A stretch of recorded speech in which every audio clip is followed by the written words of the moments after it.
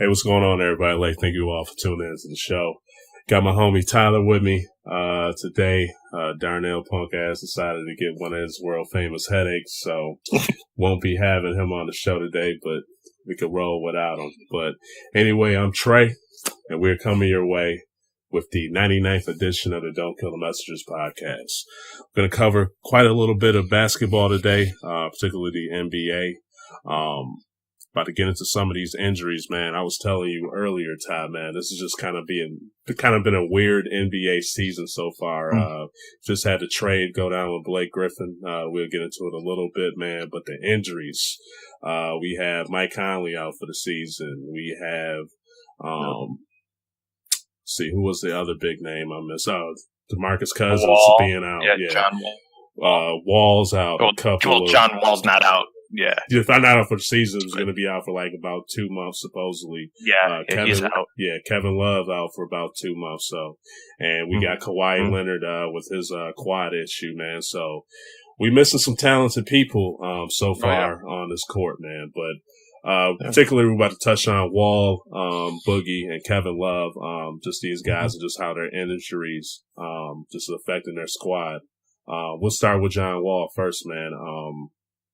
So how do you think his injury is going to end up affecting the Washington Wizards? Well, I mean, you're losing a top 5 point guard in the league. Yeah, that's not going to help anybody at all. I mean, they're now going to be relying heavily on the shoulders of Markieff Morris, Bradley Beal, Marcin Gortat. It's just the idea that you're not only losing one of the best players in the league and an all-star. You're, losing the leader in your locker room, the leader on the floor, your floor general. Hope that they're losing, 20 points, probably about 18 points a game and 8 assists a game. Like those are some big stats to try and replace, especially with, 2 guys who don't expect have, the most talent in the league. There are some really good backup point guards out there. Yeah.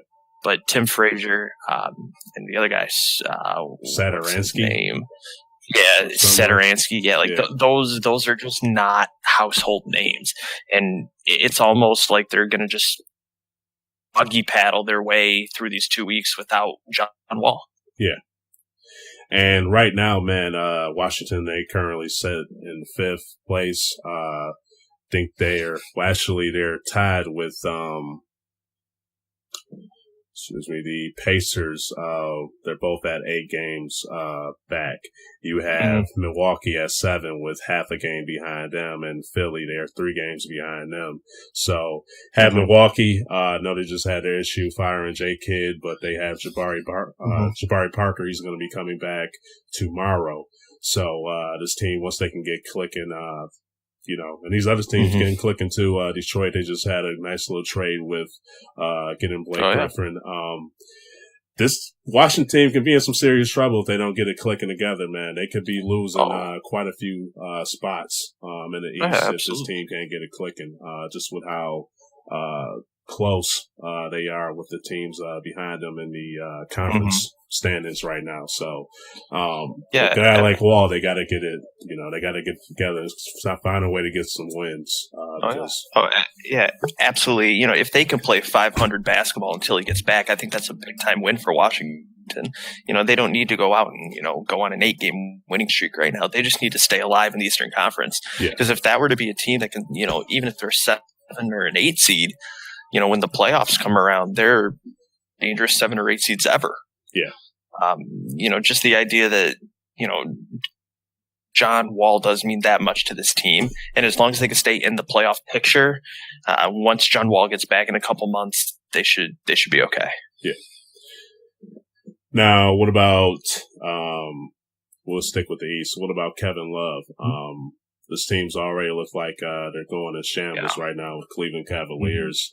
Had IT questioning his injuries earlier, and now he's going to be out for 2 months. Just what's going on with this team, man? Like, what do you see happening? Do you think they're going to fall quite a bit, or what? How you thinking, man? I don't know that they're necessarily going to fall. granted, they're sitting in the third spot right now, game and a half up on Miami in the fourth, and they're what looks 4.5 back of Toronto in the second. I'm not saying they're going to catch Toronto, and I'm not necessarily saying they're going to fall behind Miami. I feel that Kevin Love, obviously a big asset to lose. I don't think you ever want to lose a guy that you have that much invested in, plus with the talent he has. But, I think we can both agree Channing Frye's the poor man's Kevin Love. Yeah.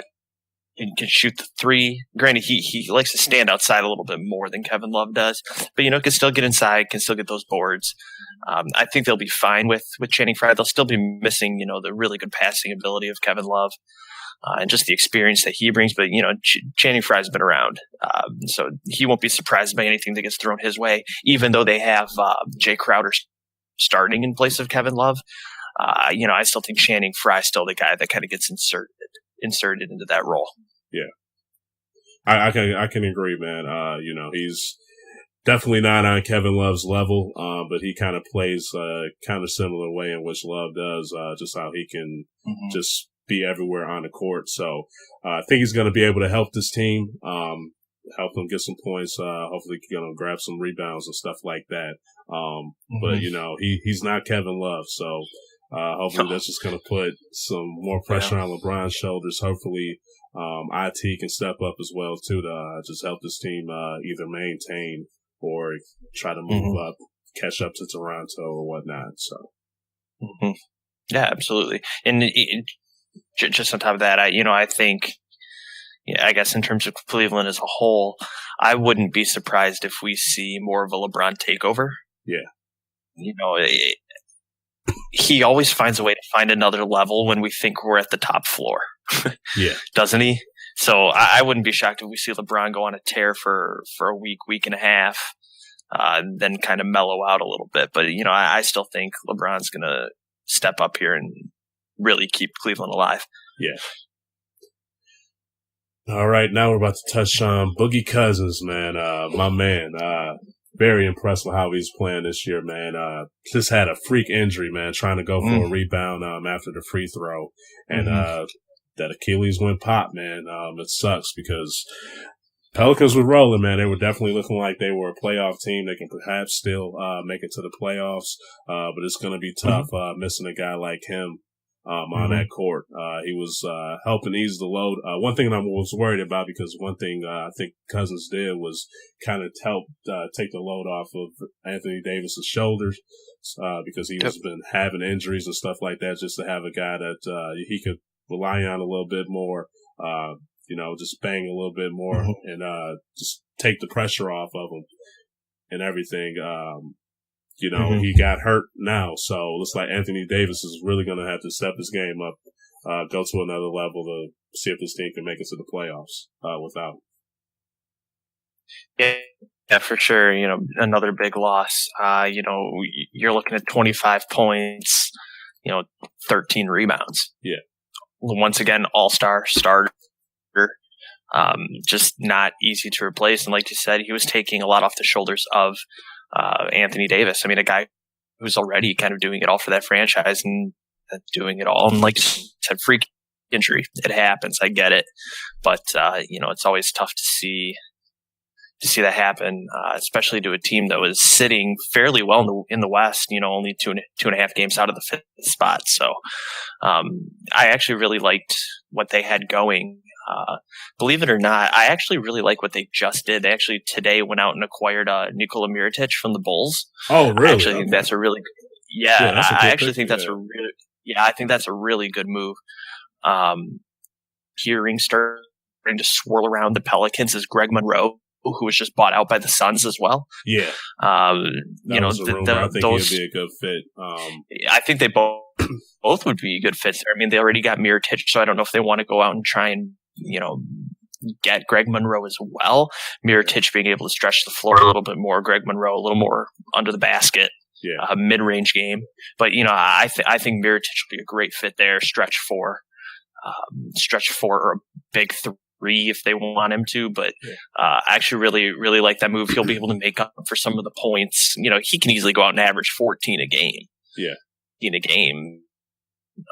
swipe up 6 rebounds a game as well. I actually really like that. If they decide to go get Greg Monroe, that just helps stock the big men for them. Yeah. But you're not going to replace. Yeah, you just can't, man. Definitely agree with that. So, but yeah, just on to Monroe, man. Greg Monroe is just one of those guys I just think is very underrated, very underappreciated. Just with when he was playing in the D, man, the guy was just out there busting his tail off, putting in work, and just unfortunately got traded and stuff. Went to some teams that just weren't able to work with him and utilize him. So, if he can go over there to the Pelicans, man, it'd be a great way to just rejuvenate his career. When he was with Phoenix, the times that they would actually let him start and do his things, he was putting up good numbers, double-doubles and stuff. So, not a DeMarcus Cousins guy, not on his level, but if they can get him, he could definitely help this team, make it to the playoffs. So. Yeah, for sure. All right. Okay. Anything else on these injuries, man, before we move on?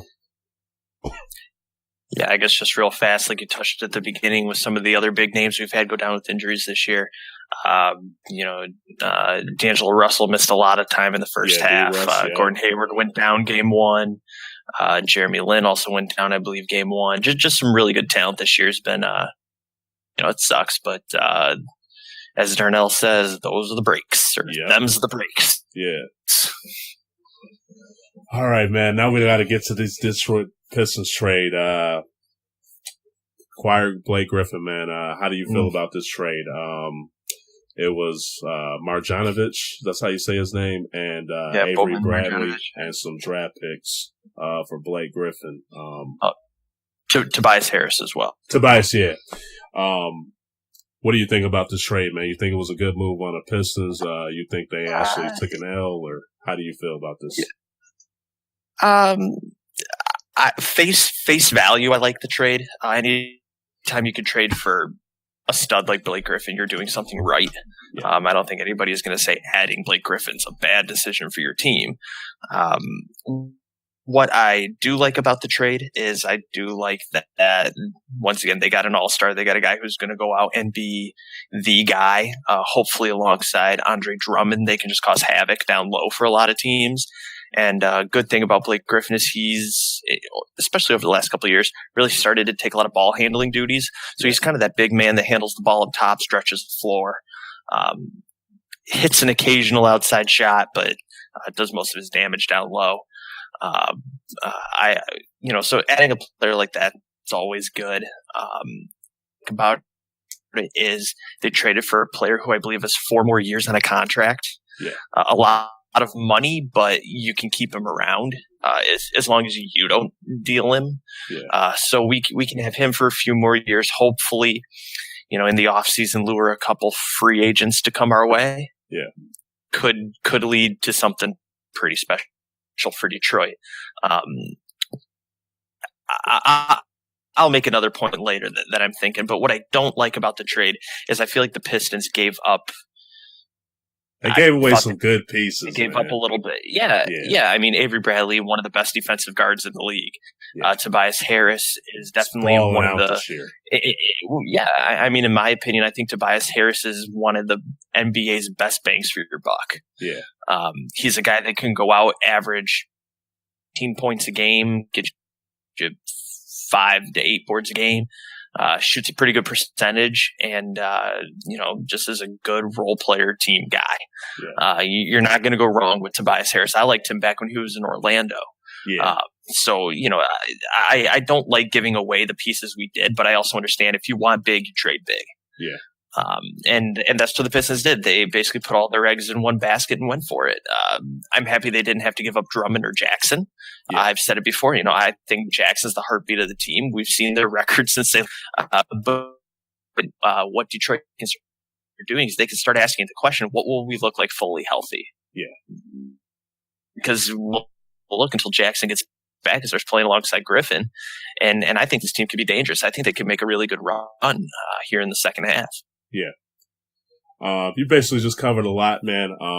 for touching on it. I'm just really worried if, to me, I just don't feel as if Detroit is like a type of city that Blake Griffin will want to be in, man. I could be wrong. He's getting paid hella money. So, if this team is going to be successful and everything, he could definitely stay. It just, to me, I don't know, man. Blake Griffin and Detroit just don't sound like those two mix. I think he'll like something about it, though. There's a lot of loyalty in Detroit, and he definitely stayed loyal to the Clippers. Yeah. So I think he'll really grow it.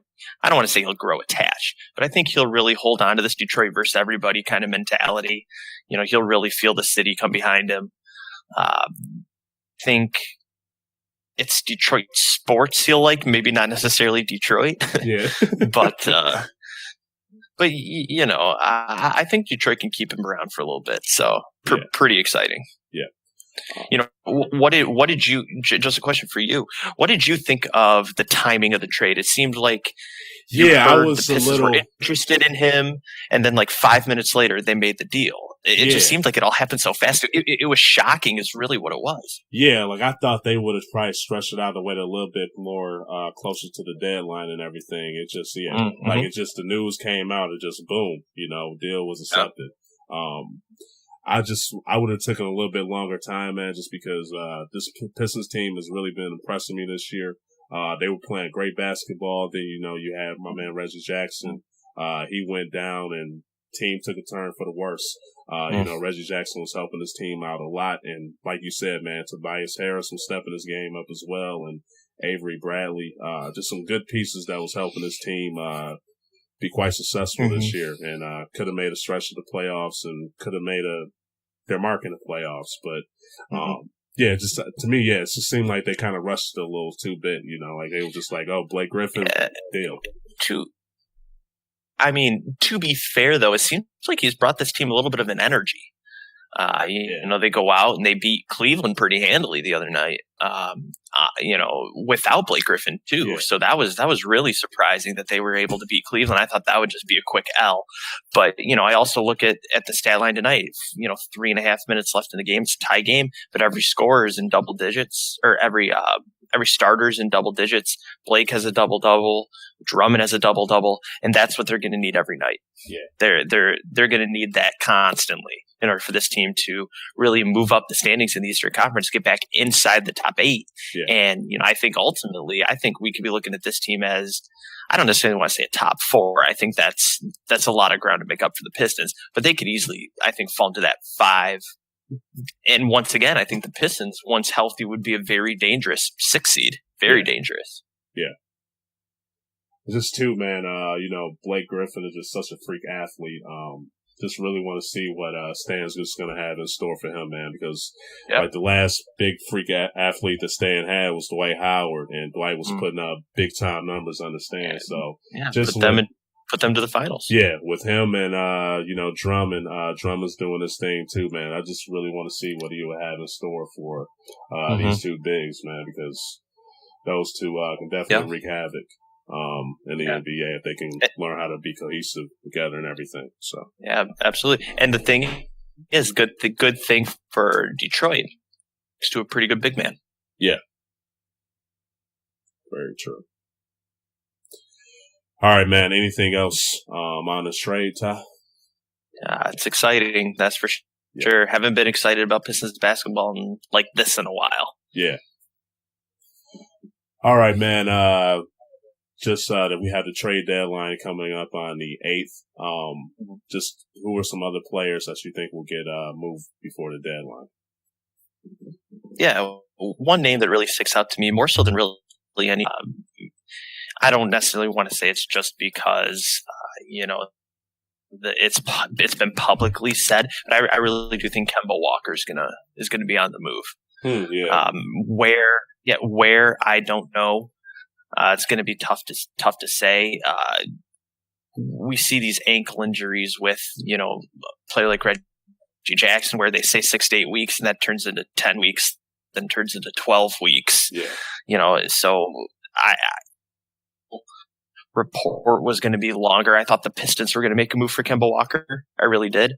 But with it only being 6 to 8, I think they're going to hold on, wait for Reggie to come back, stick with him. But as far as where, I couldn't tell you. Don't know where he'll go, but I think we could. I actually think we will see Kemba on the move. What about DeAndre Jordan, man? Clippers just shipped Blake. They were saying that they were open to trading DeAndre Jordan. See them just completely just breaking that team apart, man. Did you see them getting rid of DeAndre Jordan? Yes and no. A part of me says yes because, well, hey, if you're shipping off Blake Griffin, you're kind of already selling the team. Yeah. They don't have Chris Paul anymore, but you could look at a team like teams that have the space to make a move. Boston, they could easily make the move for DeAndre Jordan. If you want to look at the Western Conference, no too many teams that are in the playoff picture that would have the space to trade for him. Boston just has all those pieces they've gathered up from other teams and have just the teams where they were basically blindfolded the entire time. Yeah. But I'm also just looking at these teams saying, who needs a big man? Boston definitely makes that list. They could use a true center. They'd be dangerous. Not saying they will go for him. I mean, they have a really good thing going up there. Yeah, so very true. Don't know if they'll want to make that move, but I just don't see too many contending teams serious trade for DeAndre Jordan. Yeah, I can agree with that too, man. But it's kind of weird. With DeAndre Jordan, the guys is just defensive beast.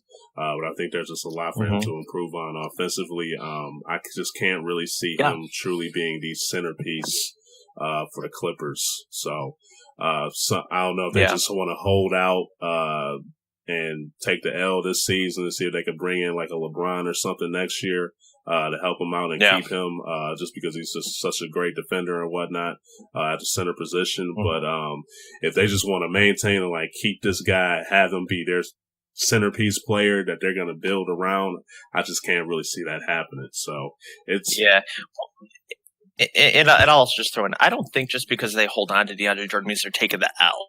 If they trade him, yes, they're clearly taking the L. Yeah. But I think if they hold on to him, they could still sneak into that eight seed. Think so? I think they could. Okay. I mean, they're getting Tobias Harris. They're getting Avery Bradley. We need to remember that those guys aren't scrubs. We've talked highly of them all season long, and we're also looking at a few other players. We're looking at Lou Williams. Yeah. Spectacular year. Yeah. So I mean, we're looking at some good players still. So I don't think they're necessarily falling over dead on the side of the road, but they're definitely not where they want to be. Let's put it that way. Yeah. All right, man. You have anybody else in mind?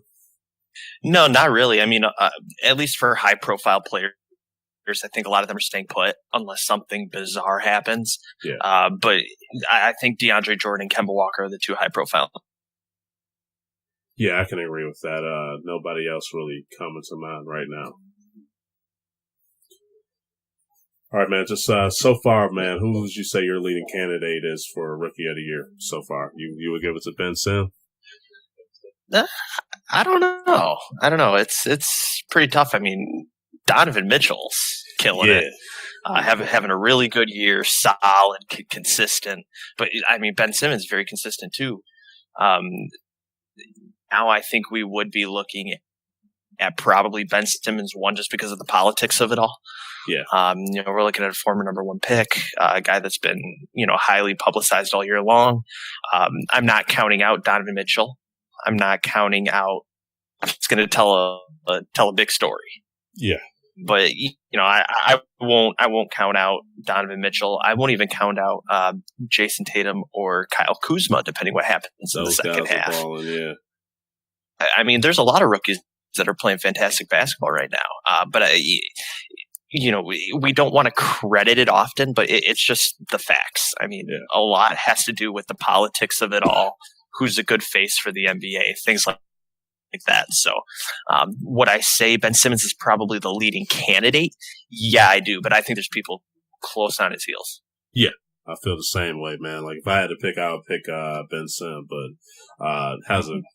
This year's they got a pretty great class of guys just balling out for the rookie class. So it's just like we're looking at them now, man. But I just can't wait to see about 3-4 years from now how those guys just have improved, man. Because Mitchell, 3-4 years from now, Ben Simmons, Lauri Markkanen, like you got some guys, man, that's gonna make this league.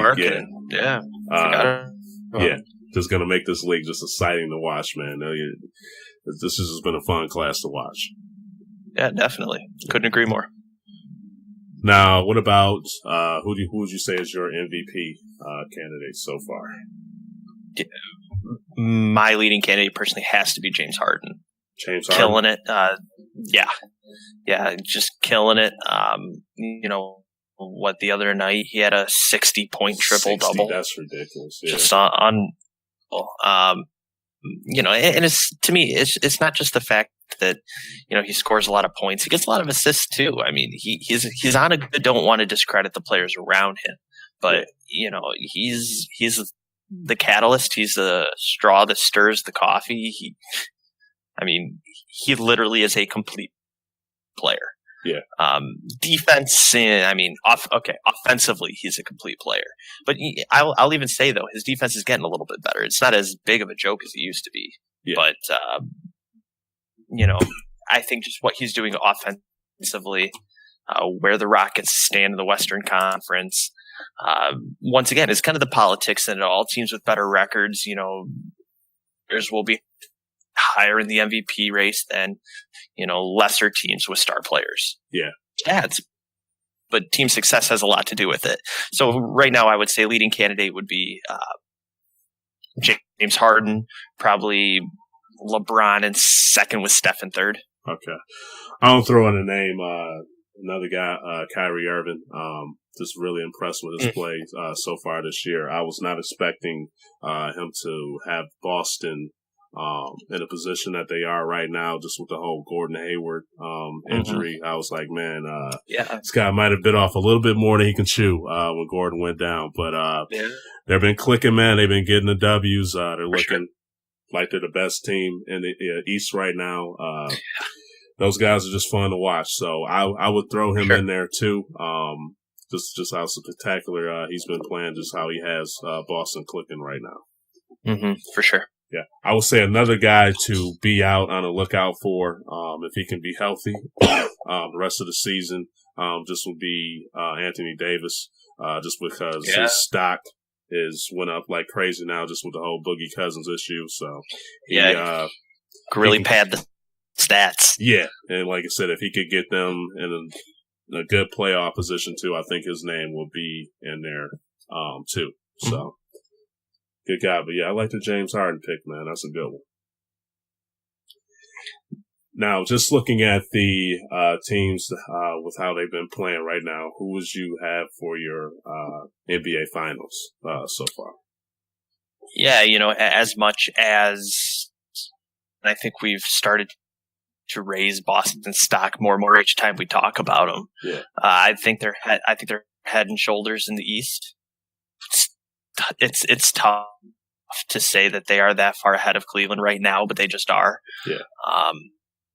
Gordon Hayward, that's like you said, Kyrie Irving's playing phenomenal. That whole team's clicking. Good young talent, Jaylen Brown, Jason Tatum. They've just found it, and they're in a groove, and they're playing really well. So I'd have them coming out of the East. Out of the West, for me, it's too hard to pick against the Warriors. They're just so good that, we are basically numb to it. Have a really good record. I think they only have 11 losses right now. Yeah. So that's some really good basketball. And I would, I pick Golden State, Boston. All right. I really do like the Rockets. I know you're high on that. I know, man. This is tough for me because, obviously, you can't, it's hard for you to pick against the Warriors in the West. But, man, Houston, when they first made that trade to get Chris Paul, I was like, man, what the hell? Like, you guys already got just an awesome backcourt. And when it got Chris Paul, man, and those two have just been clicking, playing good on there, passing the ball around, just putting up points like crazy. So this Rockets team, man, has just really caught my eyes this year. They're just an absolutely fun team to watch. Really good team. And they've been giving Golden State some hell so far, the games that they played this year. So I like the Rockets, but I agree. If there's going to be one team that's going to keep up with them, especially shooting the ball, it's going to be Houston. Yeah. So I guess I still give it to Golden State, man, just because of what this team just been able to do. This win, it's hard to go against Steph, it's hard to go against Clay, it's hard to go against KD, and you got Draymond too. So all those guys just clicking together, it's hard to pick against them. And with the East, man, I would say Boston for sure, man. They've just been playing phenomenal, despite what happened earlier this season. So, yeah, I would agree with you on that, Ty. But the Rockets, man, I got to say, they're catching my eyes, man. Those guys are just a fun basketball team to watch. I want to pick them. Yeah, me too. and let's put it this way. Conference, Golden State and Houston. And I would pick Golden State, but I would stand in the front of the line to cheer for Houston. Yeah. I would think Golden State will pull it, man, but my heart will be with the Rockets. Oh, yeah. So. Absolutely. Sure. All right, man. Any other thoughts for the NBA before we switch over to some football? No, I think we got a good second half coming up. I know on the corner here, we'll get some names back. We're going to see Rudy Gay coming back for San Antonio. Yeah. Paul Millsap coming back. Reggie Jackson will end up coming back. Kevin Love will end up coming back. So, out with us for a while with him. So So we're going to see some names start to come back. This could get interesting. So can't wait to see it. Yep. All right, we're about to switch over to some football now. Before we get into some NFL, find it right that we talk about the XFL for a little bit. Vince McMahon's making moves, decided to give the XFL a reboot, man. What are your thoughts on that? Do you think it could be successful? Thoughts on the XFL, man? Yeah. I could see it going both ways. I could see it kind of catching on, the phrase of a cult following. Yeah. You're going to get everybody who enjoyed it back in, what was it, the early 2000s, or the late 90s, whatever it was. You're going to get everybody that loved it then back. You're going to get everybody who wants something a little different, some more quote unquote no rules football. Yeah. The XFL will probably try, at least if I were, Vince McMahon, I'd run off the idea if the NFL's the no fun league, this is going to be the extremely fun league. Yeah. I think he needs to play that up, allow the guys to do kind of whatever they want. Now, I'm not saying go out and hurt somebody, but allow them to have a lot more freedom out there.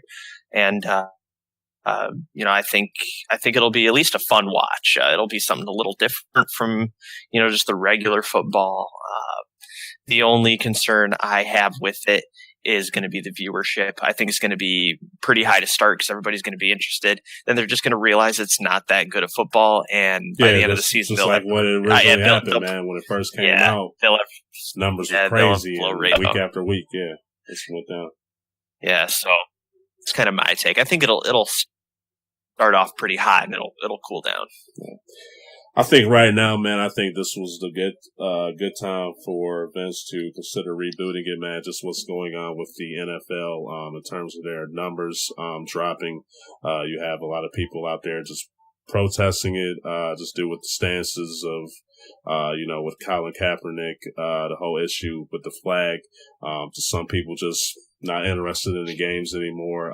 The viewership has just went down like crazy for the NFL. So I think there was just good opportunity and just a good time for Vince to possibly bring it back for the people that love football, that just kind of got sick and tired of the NFL and its politics or whatever.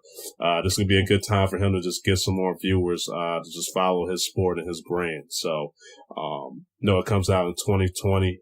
Still got quite a little bit before to make its reappearance. But if the numbers keep going down for NFL and stuff, I think that'll really play in Vince's hands to bring in some of their viewers that they recently had to get some people to watch. So I was watching the 30 for 30 that they had on the XFL, man. It just was realized just how much stuff just new things that they just brought to football, just in terms of just celebrations, the cameras and stuff like that. So they pretty revolutionary for its time. Yeah, they revolutionized the game of football. The NFL picked up on some of their stuff. So just going to be interesting to see, what they will be able to bring to the table this time around. I think, like I said, I think it's initially it's going to, when it first starts off, I think it's going to have a good following of people that's going to check it out.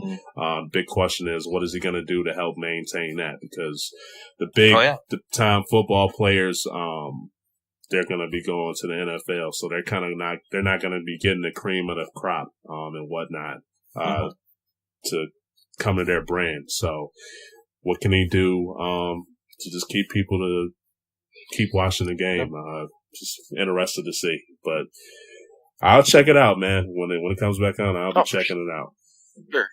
Yeah, definitely. Yeah. It's swirl around it a little bit is Johnny Manziel. Yeah. So, I mean, we'll see. I mean, if Johnny Manziel puts a jersey on, people will watch that. Yeah.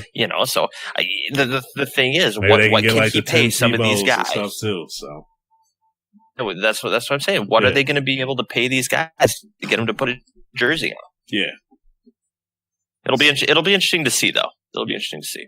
For sure. All right, now we're about to go over to the NFL. Let's get right into this. Alex Smith going to the Redskins. What were your thoughts on that, man? I was definitely surprised by it, considering I thought 2 years ago the Redskins weren't going to put the franchise tag on Kirk Cousins and actually sign him. I thought they were going to sign him last year, and they never did. So basically, they just spent, I think it's actually over like $50 million just to have Kirk Cousins for 2 years. Unbelievable. What a waste. Exactly. I mean, now they're letting him walk, and they're trading for a guy who's captain checkdown. Yep, exactly, yeah. I mean, granted, I think Kirk Cousins is a better quarterback than Alex Smith? Yes, I do. Do I think Alex Smith had a better team around him in Kansas City? Absolutely. Yeah. I mean, Terrell Pryor, that whole experiment in Washington failed this year.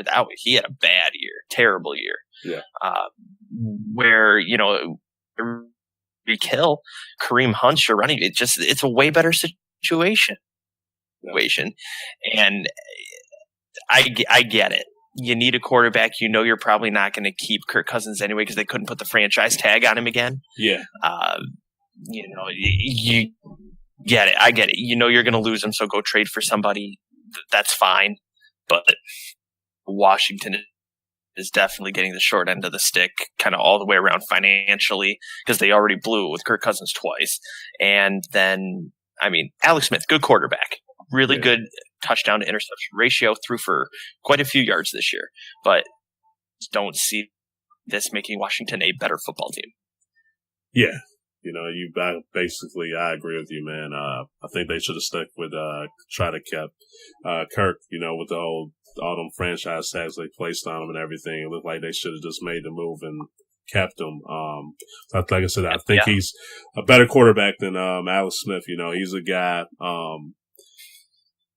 just a guy that, just does a great job of just managing the clock and, can get get the ball moving and stuff like that. But I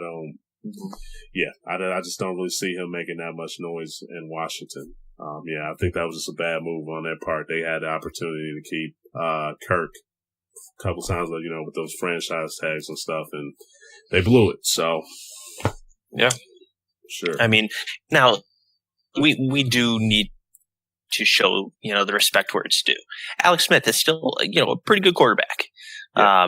I think he can, right team around him. You have to have a good defense. You have to have, you still have to have a complete team to make it to the playoffs. I think,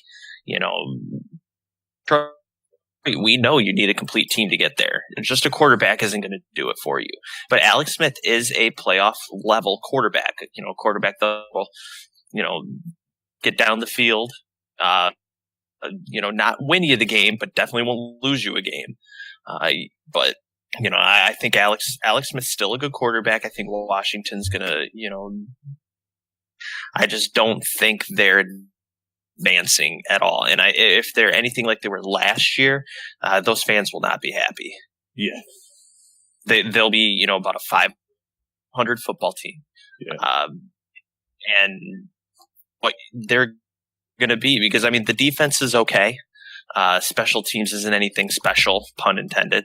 Yeah. And, they don't have a running game. You're just not helping Alex Smith out where he needs the help. Yeah. Now, do you have a mind, any place in mind where you could possibly see Kirk? Yeah, I'm hearing, rumors of the Jets. Could be a decent get for them. Yeah, the Jets. That could be, a pretty good get for them. They would probably need to add at least another receiver for Kirk Cousins at that point. But, a tough-nosed defense. They kind of pieced it together with Forte and Powell last year. I'm also hearing possibly Denver, which would be filthy. Denver would be dangerous. Yeah. Cousins. Throwing to Emmanuel Sanders and throwing to Demaryius Thomas. That could be lethal out there if he somehow finds a way to go there. And I heard it actually a really, really interesting one today. I forgot where I read it, but someone was making a case for Kirk Cousins to go to Minnesota. And I sat there and thought about it, and it's like, okay, well, Bradford play at this point over Keenum. Yeah. Bridgewater probably won't play over Keenum. Yeah. If you could get Kirk Cousins, yeah, he'd play over Keenum, and he would make them really good. He would. I think Kirk Cousins could take them to another level, and they have the pieces you need: Dalvin Cook, Jerick McKinnon.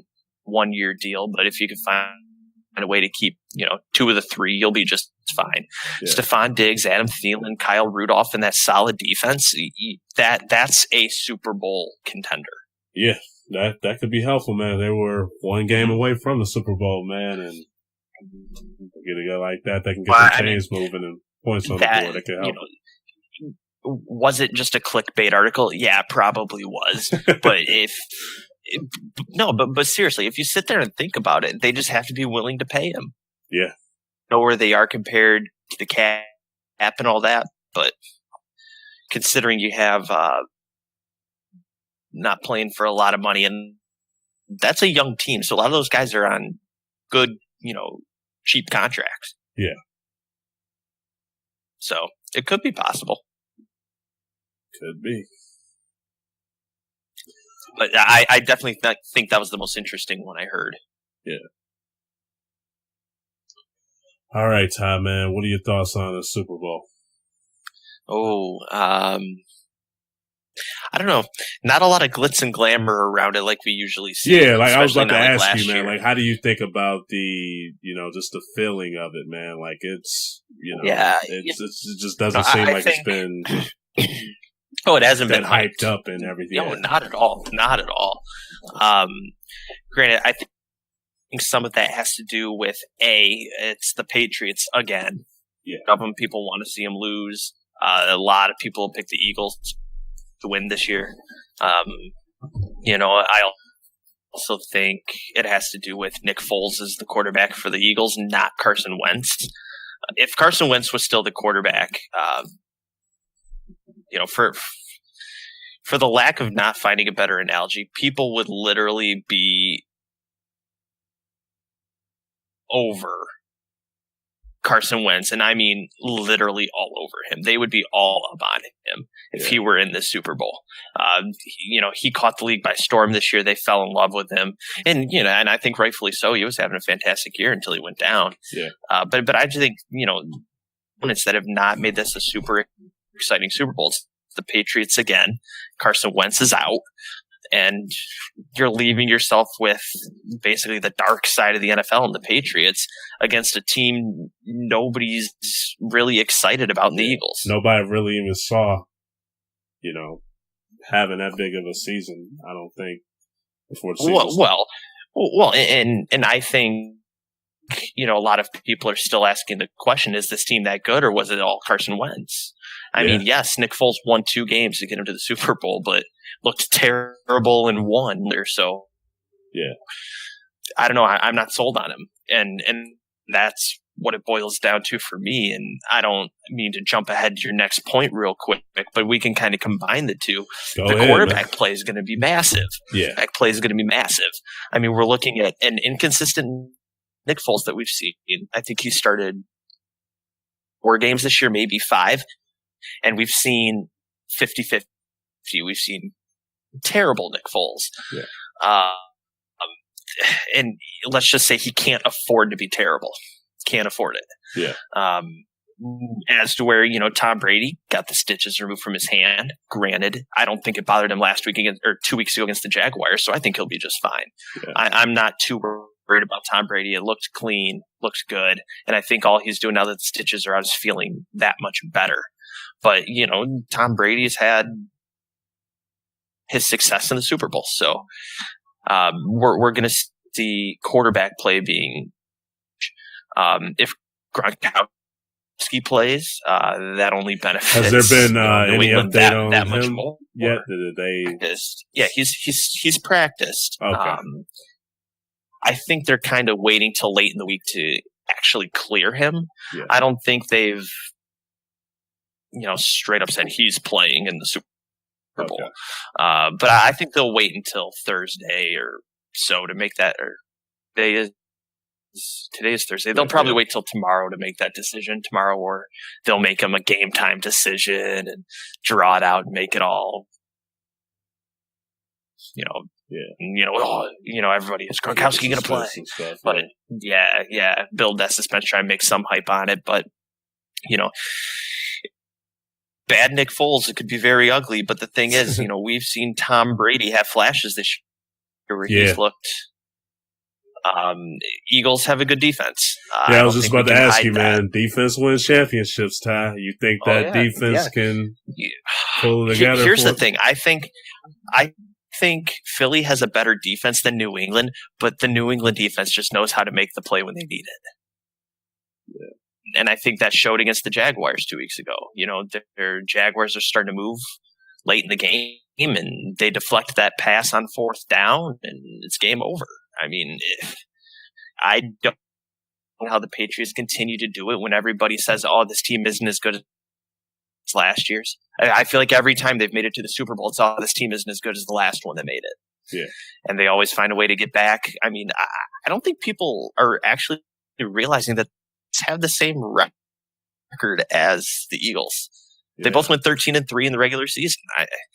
I don't think we can hide how good of a year the Patriots had. It's just it hasn't been as as advertised as it had been in years past. But I also think some of that has to do with the fact that people are that sick of the Patriots.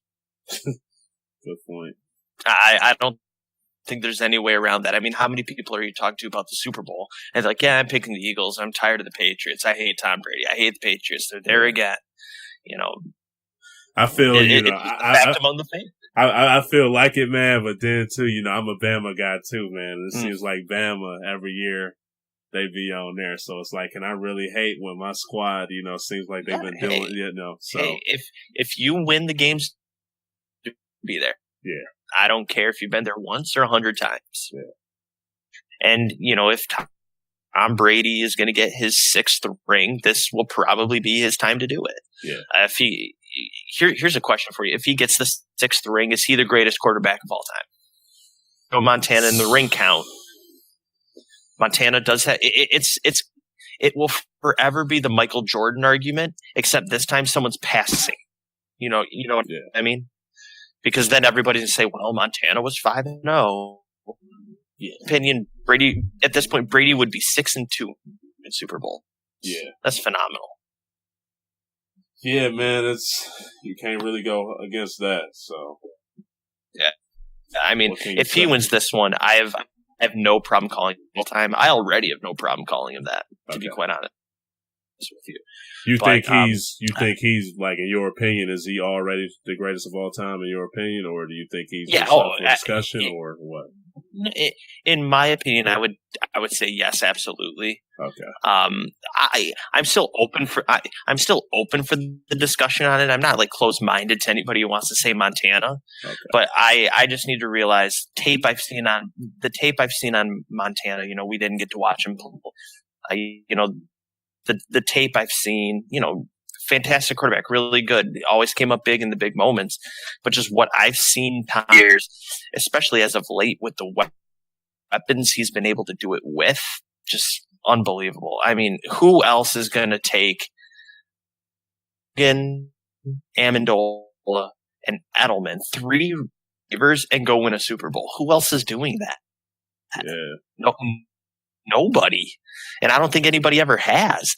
You know, we've seen Tom Brady play, you know, alongside Randy Moss and look like a completely different quarterback. Yeah. You know, it's crazy how consistent he's been over his career since he's for Bledsoe. Yeah. You know, we've seen him have season ending next year and be an MVP, you know, look like an MVP. I've just seen too much of Tom Brady to not say clearly, and I can put it that way, for my lifetime, he is the greatest. I don't think we will see somebody touch him. See a quarterback win 5 rings. Yeah. I think it's a more competitive league. Different teams are starting to rise toward the top, and I just think that there's too much going for the NFL of talent diversity that would not allow another quarterback. Yeah. I can agree with that, man. Just right now, I can honestly say, you know, he's the best quarterback I've seen during my lifetime, man. The dude is just freaking beast, man. He stepped up to the plate whenever they needed to, and he got the job done. So, got it done possibly 6 times. So dude's just a beast, man. If they end up winning the Super Bowl, you think he just call it quits, man, and you think he should give it another go next year? Like, what do you think? I wouldn't be surprised either way. If they win, I think he would lean a little bit toward retirement. Lose, I wouldn't be shocked if we see him back. If they win, I wouldn't be shocked if we see him back. The only thing I would be shocked with is retires. Yeah. That's where I would be shocked. Yeah. Be shocked there. Yeah, if I could throw one more key in for the game here, I'm also going to Elliott for Philly and Gostkowski for New England. I mean, we have one guy who's had the pressure and one guy who hasn't. If it comes down to a field goal, it could get very interesting. I mean, kickers always, you know, kicker saved the Patriots quite a few times in the Super Bowl, man. So. You're right. You know, we also look at the college national championship game. Bama could have won it in regulation, and the guy yanked a couple in the game. Yeah. Nerves get to you at this point. So I definitely think that rookie kicker against an experienced kicker like Gostkowski, I think the kicking game will be very interesting, especially if we see both defenses come up big in the red zone and we're looking at, you know, 35-yard field goals. Yeah. Coming into play. I think it could definitely, for both teams, I mean, those flags. So could definitely get interesting. Yeah. All right, man. Who you got? You think the Patriots going to pull it off, or you think the Phillies D going to step up and Nick Foles going to have a good game? Every time I think experience is a factor that you cannot measure. Yeah. I think experience is people will want to account for. So I'm going to roll with the Patriots on this one. I do think brilliance from Tom Brady at some point in this game in the second half. Yeah. I think we will see Nick Foles will catch up to him. I think he will play fairly well, and possibly throw a couple touchdowns in the first half. But I think at some point up to him, whether it's he misses an open pass on a big third down or throws a pick at some point later in the game or even early. I don't know. I just think we will see at some point the moment will catch up to him. But I think the Eagles defense will keep them in it close. I don't see this game really extending past 10 points for a total. I could see a team going up 14, but I think the total stays within 10 points. Okay. I had to give a fair guess. I would probably go 27 for the Patriots. Okay. So you said 27 to what? 27 to 20. Oh, 27 to 20. Okay. Yeah, for the Patriots. Yeah, I think the Patriots, man, will just be able to pull this off, man. You brought up a very great word, experience.